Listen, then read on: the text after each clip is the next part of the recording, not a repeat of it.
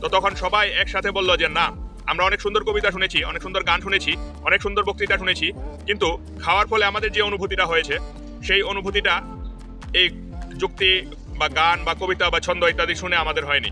খাওয়ার অনুভূতিটাই অন্যরকম, খাবারের স্বাদটাই অন্যরকম। তো সেই কামিল ফকির বললেন যে পরমের সাক্ষাতের ব্যাপারটাও এরকম।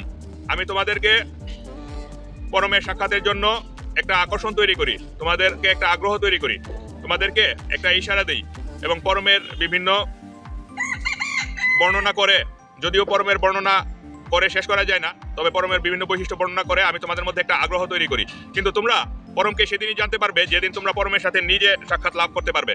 নাশপাতি খাওয়ার অনুভূতি যেমন কবিতা ছন্দ গান দিয়ে হয় না, তেমন পরমের সাথে সাক্ষাৎ লাভ করার আনন্দ অন্যের মুখে পরমের কথা শুনে বা শাস্ত্র পাঠ করে বা দলবদ্ধ হয়ে কোনো আচার অনুষ্ঠান করে পরমের সাথে সরাসরি সাক্ষাতের যে আনন্দ, সেই আনন্দটা লাভ হয় না।